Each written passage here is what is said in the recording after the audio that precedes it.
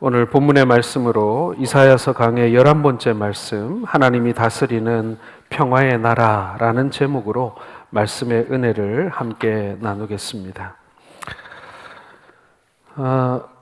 콜럼버스가 신대륙을 발견한 해가 1492년입니다. 좀 시간이 좀 오래전 얘기입니다만 1992년도에 콜럼버스가 신대륙을 발견한 500년을 기념하는 해가 있었는데요. 그 500년을 기념으로 해서 한 편의 영화가 상영되게 됩니다. 1492 콜럼버스라고 하는 그런 영화가 만들어져 가지고 그 영화를 많은 사람들이 봤던 그런 기억이 있습니다.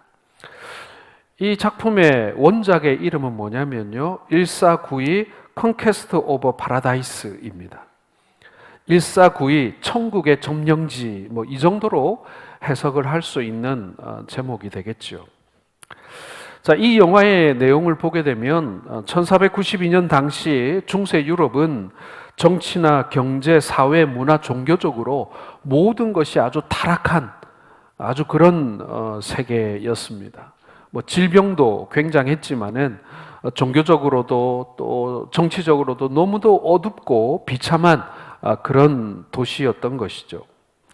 콜럼버스는 대서양을 향해 항해를 통해서 신대륙을 발견하게 되는데, 그리고 그 신대륙에 정착하면서 이 중세 유럽에 나쁜 것은 빼고 좋은 것만 옮겨와서 말하자면 파라다이스를 만들고 싶어 했다라는 것입니다.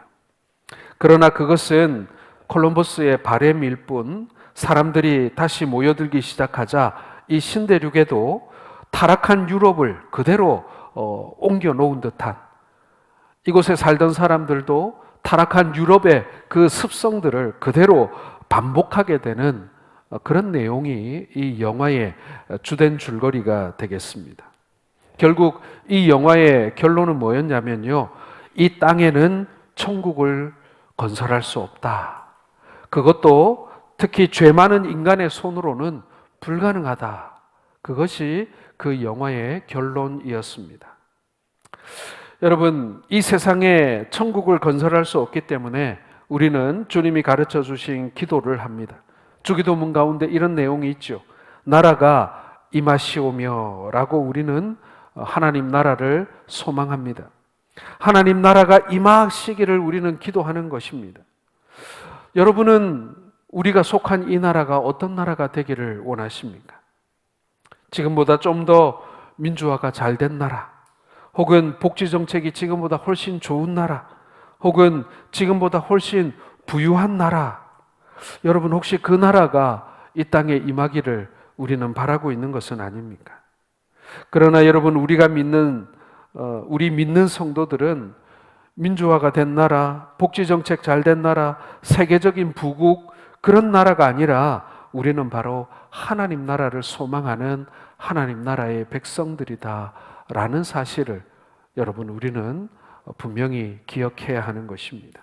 오늘 이사야 선지자는 우리가 소망하고 바라는 이 하나님 나라가 어떤 나라인가, 우리가 꿈을 꾸고 마치 그림을 그리는 듯한 그런 어떻게 보면 너무나도 막연한 이야기일지도 모르지만, 그리고 비현실적인 이야기일지도 모르지만, 그러나 오늘 성경이 우리에게 말씀하고 있는 이 하나님 나라가 우리가 꿈꾸고 우리가 들어가기를 바라고 우리가 하나님과 함께 누리고 이루고자 하는 그런 나라가 아닌가 하는 것이죠. 자, 그렇다면 먼저 우리는 하나님 나라가 어떤 나라인가를 한번 간략하게 살펴보고자 합니다. 첫 번째는 여러분, 하나님 나라에는 적이 없다는 거예요. 자, 6절과 7절을 같이 읽어보겠습니다. 그때에 이리가 어린 양과 함께 살며 표범이 어린 염소와 함께 누우며 송아지와 어린 사자가 살진 짐승이 함께 있어 어린아이에게 끌리며 암소와 곰이 함께 먹으며 그것들의 새끼가 함께 엎드리며 사자가 소처럼 풀을 먹을 것이며, 하나님 나라에는 약육강식이 없다라는 말씀인 것입니다. 어린 양이 이리가 와도 겁내지 않습니다. 표범이 어린 염소와 함께 누워 잡니다. 어린 사자와 송아지가 함께 지냅니다. 어린이들이 사자와 함께 놀고 사자는 어린아이에게 끌려다닙니다. 곰과 암소가 함께 노는 것이죠. 이것들의 새끼들도 함께 거늘고 있습니다. 여러분, 약자와 강자가 함께 사는 나라가 하나님 나라입니다. 없는 자와 가진 자가 함께 더불어 사는 나라가 하나님 나라라는 것이죠. 많이 배운 사람과 못 배운 사람, 이런 사람들이 전혀 문제없이 함께 사는 나라가 하나님 나라입니다. 계급의 높고 낮음이나 지위의 높고 낮음이 중요하지 않습니다. 건강한 사람과 그리고 그렇지 못한 사람, 혹은 장애인과 비장애인이 더불어 사는 나라가 하나님 나라입니다. 어른들과 아이들이 함께 사는 나라, 흑인과 백인과 아시안이 함께 아무런 꺼리낌 없이 사는 나라가 하나님 나라라는 것입니다. 우리가 적대적이고 나와는 다르고 그리고 불편한 그런 사람들, 혹은 타도해야 할 대상으로 여기는 그런 대상들이 없는 나라가 하나님 나라라는 것이죠. 두 번째로 여러분, 하나님 나라는 남을 해치는 무기가 없는 나라다라고 말씀하십니다. 자, 8절 같이 읽겠습니다.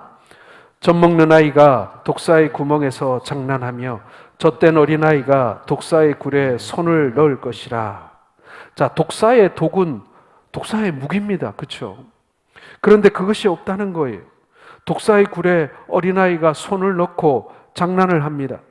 그래도 해됨이 없고 상함이 없다는 거예요. 여러분, 이것이 하나님 나라의 모습입니다. 여러분, 세상에 무기가 없으면 두려워할 것이 없습니다. 무기가 있다라는 것은 누군가를 해칠 준비를 서로가 한다라는 것이죠. 이것이 균형을 이루면 서로 충돌이 없지만 이것이 균형이 깨지는 순간 강한 자가 약한 자를 공격하고 핍박하게 되는 것입니다. 여러분, 우리가 관심 있게 보는 뉴스 중에 하나가 아마도 북한의 핵무기에 관한 이야기일 것이라고 생각합니다. 얼마 전에도 북한의 핵무기가 점점 그 개수가 늘어나고 고도화돼 간다, 이런 뉴스를 저도 본 적이 있습니다. 핵무기도 핵무기지만 해외 토픽을 보다 보면 세계 각국이 신무기를 개발했다라는 소식이 계속 끊이지 않고 나오게 됩니다. 세계 곳곳에 전쟁이 일어나자 나라들마다 국방비를 늘리고 군인들을 늘리고 새로운 무기를 서로 구입하고 팔았다는 얘기가 들려옵니다. 세상은 끊임없이 인명을 살상하는 새로운 무기를 만드는데 엄청난 시간과 돈을 투입하고 있는 것이죠. 저는 최근에 그 러시아와 우크라이나의 전쟁을 보면서 참 가슴 아픈 장면들을 보게 됩니다. 요즘에 새로운 전쟁의 양상이 있는데 그것은 드론을 가지고 전쟁을 하는 장면들인 거예요. 영상을 보면 드론에서 찍은 그런 장면들이 나오는데 이 드론이 전투를 하는 영상을 보게 되면 드론이 이 밑에 그 어느 나라 병사인지 모르지만 러시아 병사인 것 같아요. 병사를 발견하고 공격하려고 하는 장면이 이렇게 찍혀 있습니다. 그러면은 그 병사가 그 드론에게 살려달라고, 봐달라고 막 이렇게 빌고 애원하는 장면이 나오는데 그때 이 드론의 카메라를 올려다 보면서 사정을 합니다.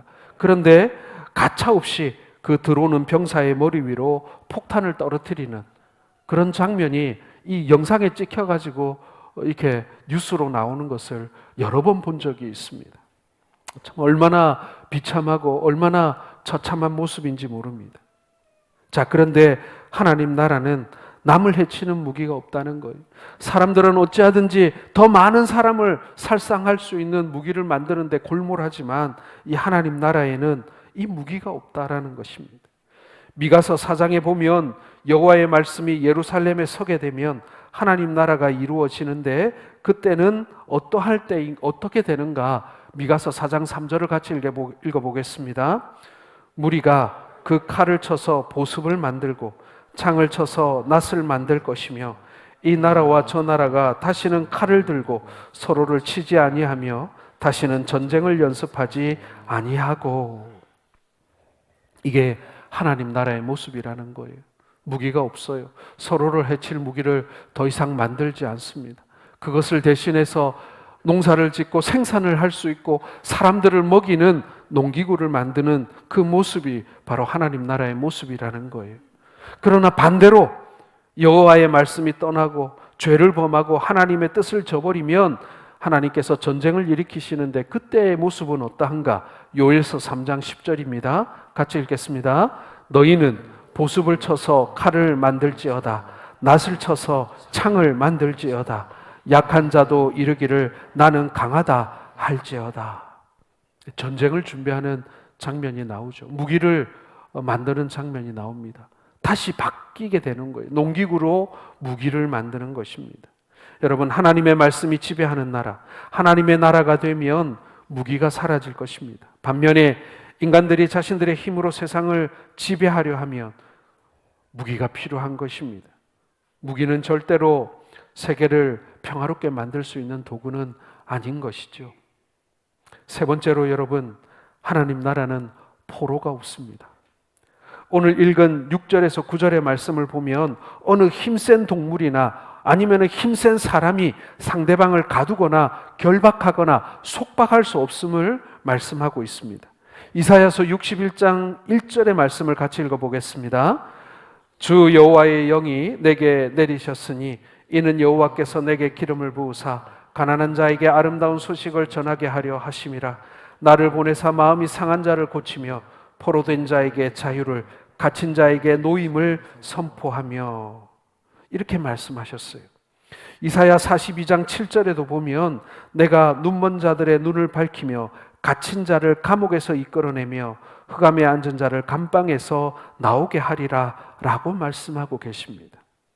하나님 나라가 되면 가장 근본적으로 인간을 묶고 있는 죄가 사라집니다. 죄의 굴레를 벗어날 수 있게 됩니다. 진리 안에서 자유롭게 되는 거예요. 그뿐만 아닙니다. 사람이 사람을 억압하고 사람이 사람을 지배하고 그래서 서로를 그 자유를 빼앗고 노예 상태로 만들고 하는 일들이 사라진다라는 것입니다.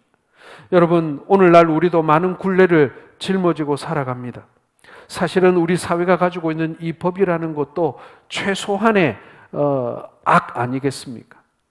법 없이도 살면 얼마나 좋겠어요. 그러나 법 없이는 이 악한 사람들의 어떤 그 악함을 제어할 수 없기 때문에 이 법이라는 게 존재하는 것 아니겠습니까?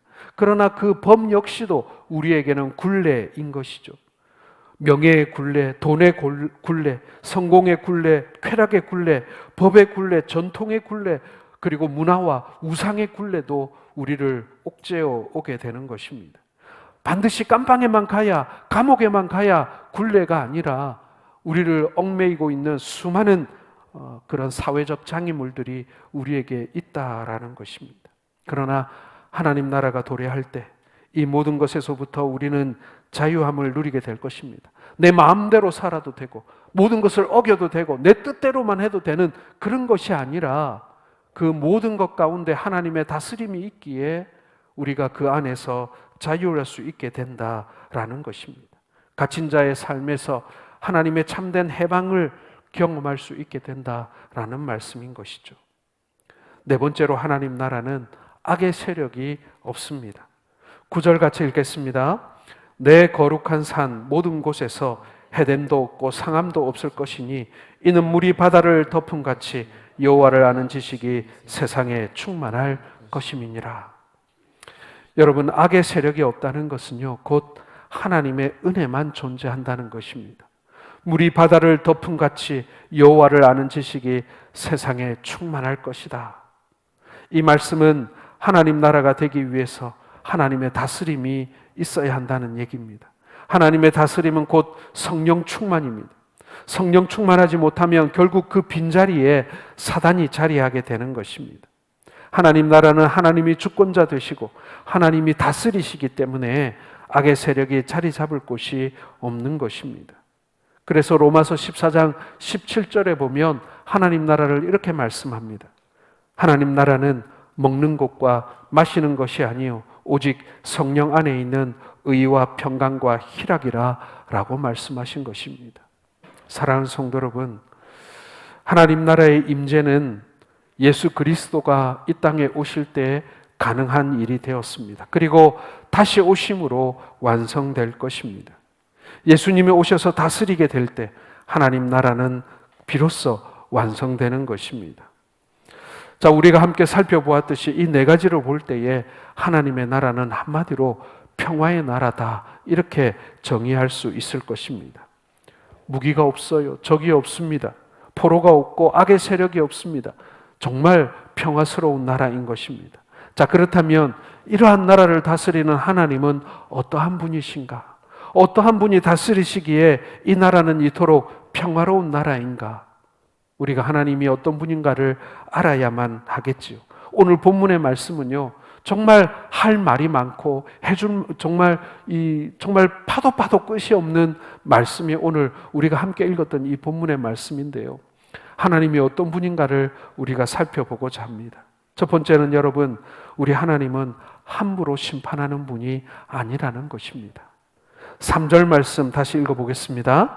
그가 여호와를 경외함으로 즐거움을 삼을 것이며 그의 눈에 보이는 대로 심판하지 아니하며 그의 귀에 들리는 대로 판단하지 아니하며. 하나님은 우리를 심판하실 때요, 눈에 보이는 대로 귀에 들리는 대로 심판하지 않으신다는 거예요. 왜냐하면 그대로 하게 되면 이 세상에 살아남을 사람이 한 명도 없기 때문에 그런 것입니다. 구원을 받을 사람이 한 명도 없습니다. 하나님은 그런데 그렇게 하지 않으신다라는 거예요. 그냥 법을 가지고 몽둥이를 손에 들고 하나라도 어기면 사정없이 내리치는 그런 심판자가 아니시라는 것입니다. 우리에게 긍휼을 베푸시는 분이라는 거예요. 우리가 구원을 받고 하나님 나라를 기다리는 그 소망은요, 그 법에 내가 아무런 문제가 없어서가 아니라 하나님의 은혜를 불쌍히 여기셨기 때문이다라는 것입니다. 여러분, 이 원리를 우리가 배워야 합니다. 우리가 남을 판단하고 함부로 심판하는 그런 일들이 있습니다. 마치 내가 하나님인 것처럼 법의 잣대를 가지고 우리가 사람들을 다 판단합니다. 그것은 우리가 본 대로, 우리가 들은 대로 하기 때문에 그렇습니다. 우리는 내가 보았기 때문에 혹은 내가 들었기 때문에 그것을 진실이라고 말합니다만은, 그럼에도 불구하고 그것이 진실이 아닌 경우도 여러분 많습니다. 내가 모르는 일들이 많은 거예요. 우리 가끔 그런 실수하잖아요. 이거 맞아, 이거 확실해 라고 생각해서 내가 그 사람을 야단치고 정죄했는데 나중에 알고 보니까 그 전말을 살펴보니까 그게 아닌 거예요. 그래서 정말 너무나도 미안하고 너무나도 내가 경솔했다라고 그렇게 여길 때 여러분 있잖아요. 저도 있고 여러분도 있지 않습니까? 그건 뭘 말하는 것이에요? 사실은 감추어져 있는 것도 있고 우리가 오해하는 것도 있고, 우리는 사람이기 때문에 사람들의 마음 속속 그 모든 일들을 내가 보지 못하고 듣지 못한 것들은 모르기 때문에 우리는 얼마든지 실수할 수 있는 사람이라는 그런 얘기인 것입니다. 그러므로 함부로 남을 판단하거나 함부로 심판해서는 안 된다라는 것입니다. 주전 4세기, 그러니까 2000년도 넘은 얘기죠. 아펠레스라고 하는 역사에 기록되어져 있는 유명한 화가가 있었습니다. 그런데 이 화가는요, 이 사람이 그린 그림이 지금까지 전해지는 것이 없습니다. 그냥 역사책에 정말 대단한 화가였다라는 기록으로만 남아있는 사람입니다. 그러니까 당대에 아주 유명했던 화가인 것이죠. 이 화가에 관련된 유명한 일화가 있는데요, 이 아펠레스가 어느 날 열심히 그림을 그리고 있었는데 우연히 그 옆을 지나가던 구두수송공이 한마디를 합니다. 선생님, 저런 모양의 구두는 제가 이 세상에서 본 적이 없습니다. 그 말을 들은 아펠레스는 그래요, 내가 잘못 그렸군요 라고 하면서 즉시 그 신발 그림을 고쳐 그리게 됩니다. 자신의 말 한마디에 이렇게 유명한 화가가 그림을 고쳐 그리는 것을 본 이 구두수송공이 신이 나서 또 말합니다. 선생님, 구두만 이상한 게 아니라 저 사람 손도 좀 이상합니다. 그랬더니 아펠레스가 이번에는 버럭 화를 내는 거예요. 당장 꺼지세요. 당신은 신발에 관해서는 전문가일지 모르지만 손에 관해서는 당신이 나보다 더 아는 것이 없지 않습니까?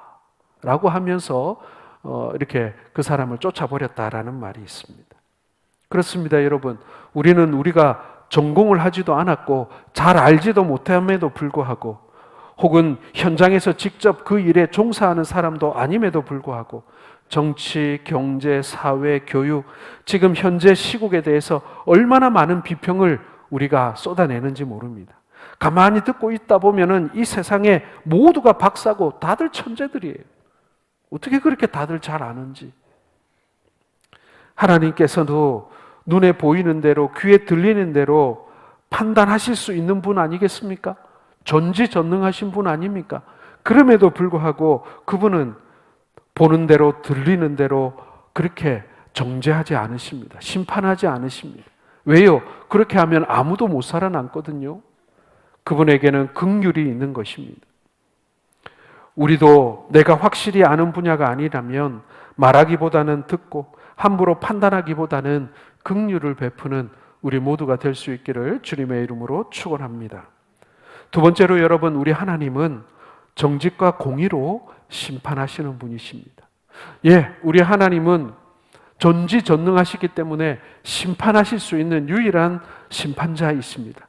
그럼에도 불구하고 우리를 긍휼히 여기셔서 우리를 함부로 쉽게 판단하지 않으시고 심판하지 않으시는데요. 그럼에도 불구하고 심판하셔야 될 때가 있습니다. 그때에는 정직과 공의로 심판하신다라는 것입니다. 자, 4절 상반절을 같이 읽어보겠습니다. 시작. 공의로 가난한 자를 심판하며 정직으로 세상에 겸손한 자를 판단할 것이며. 자, 하나님 나라는 의가 있는 나라입니다. 공의가 지배하는 나라예요. 그런 나라는 불평도 없고 원망도 없습니다. 당연히 억울함도 다툼도 일어나지 않습니다. 분열이 발생하지 않고 전쟁도 일어나지 않습니다. 그러므로 하나님 나라는 바로 이 하나님의 이 정직과 공의가 충만한 그런 곳이라고 말할 수 있는 것입니다. 여러분 중에 그런 분이 없기를 바랍니다만 혹 재판을 받아보신 분들이 있는지 모르겠습니다. 꼭 죄를 지어서 재판을 받는 것이 아니라 민사도 있지 않습니까? 그렇죠? 우리의 삶 속에 있어 피해갔으면 좋겠습니다만은 본의 아니게 재판을 받는 경우도 있습니다. 그런데 이 재판이라고 하는 것이 때로는 내가 죄가 없다고 해서 무조건 무죄 판결을 받는 것은 아닌 것 같습니다.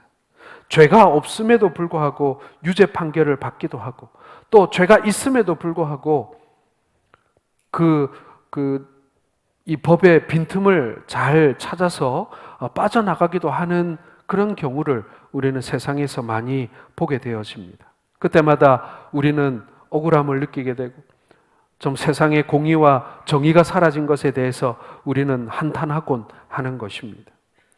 또는 돈 때문이기도 하죠. 무전유죄, 유전무죄라는 말이 참 오랫동안 사람들에게 사라지지 않고 회자되곤 하는 것입니다. 자, 그런데 하나님이 다스리는 나라는 전혀 그런 일이 있을 수 없다라는 거예요. 하나님의 나라는 정직과 공의가 있는 곳입니다. 하나님께서는 어느 사람도 피해갈 수 없는 하나님의 불꽃 같은 눈으로 정직하게 그 모든 것을 판단하시는 분이라는 것이죠. 세 번째로 하나님께서는 말씀으로 다스리는 분이다라는 것입니다. 4절 하반절을 같이 읽겠습니다. 그의 입의 막대기로 세상을 치며 그의 입술의 기운으로 악인을 죽일 것이며. 자, 하나님은 말씀으로 세상을 창조하셨습니다. 말씀이 육신을 입고 오신 분이 예수님 아니겠습니까?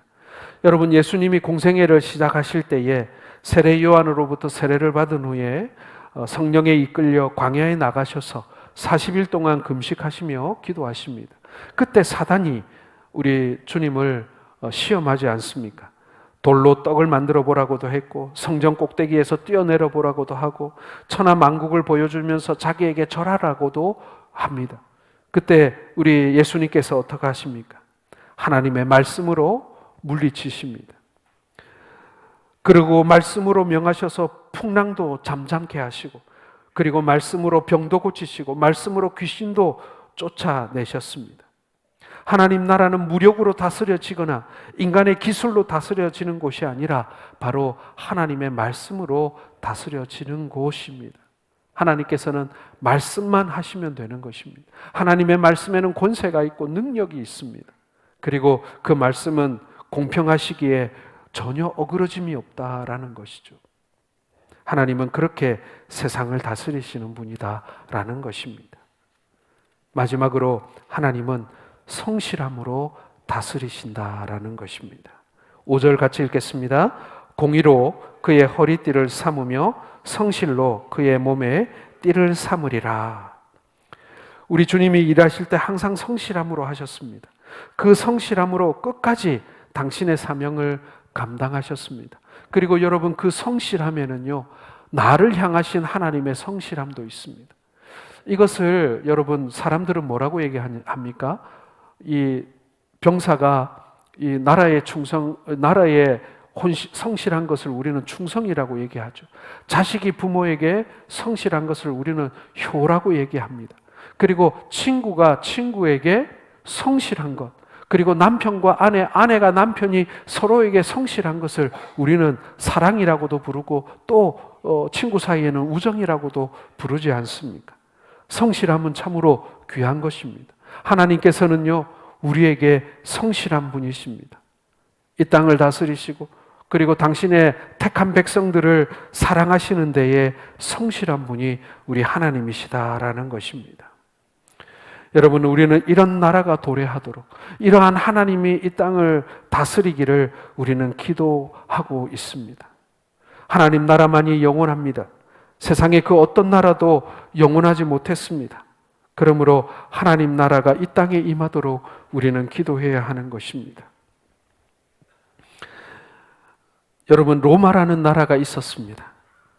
밀라노 칙령으로 313년에 콘스탄티누스가 이 기독교를, 박해를 그만두고 이제 인정하게 됩니다. 그리고 380년에 데오도사우루스 1세가 이 기독교를 국교로 번파하게 됩니다. 그러면서 사람들은 이 로마가 복음화되었고 또 로마의 모든 것들이 이 기독교 가르침에 따라 다스려지는 것을 보면서 로마가 곧 하나님 나라라고 믿었습니다. 그러나 그 나라는 망했습니다. 이 땅의 나라가 하나님의 나라를 대신할 수 있을까요?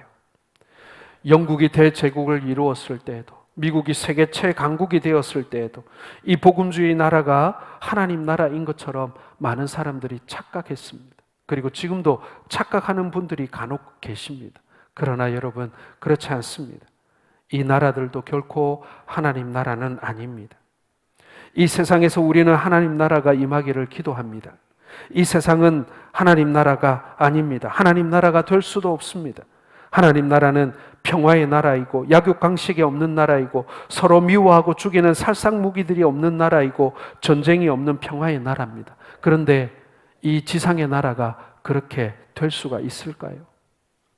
안 되죠. 인류의 역사가 그걸 말해주고 있지 않습니까? 그 나라가 이 땅 가운데 임하기 위해서는 물이 바다를 덮은 같이 여호와를 아는 지식이 세상에 충만해야 합니다. 그 물이 바다를 덮은 같이 하나님의 지식이야말로 예수 그리스도이시고 바로 성령 하나님이신 것입니다. 사랑하는 성도 여러분, 오늘 우리가 기도해야 할 것은 무엇입니까?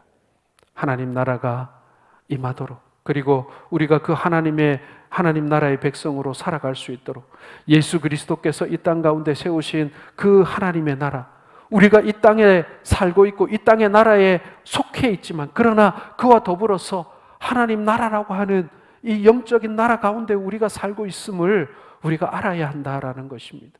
그리고 예수님이 다시 오시는 그날, 그 나라가 이 땅 가운데 완성되게 되는 것을 우리는 기대하며 우리가 바라고 살아야 한다. 그리고 우리가 결국에는 그 땅에 입성하게 될 그날, 천국에 이르게 될 그날을 우리가 소망하며 살아야 한다라는 것입니다. 바로 이것이 우리 기독교가 가지고 있는 신앙인 것입니다. 여러분, 이 믿음 가지고 이 어렵고 힘든 세상, 공평하지도 않고 정의롭지도 않고 사람이 사람을 서로 속이며 속박하고 그리고 가두고 핍박하는, 어떻게 보면 참 살기 힘든 이 세상 속에서도 온전히 주님만 바라보며 하나님의 위로만 그리고 하나님 나라의 소망을 가지고 살아가시는 우리 모든 성도들 되시기를 주님의 이름으로 축원합니다.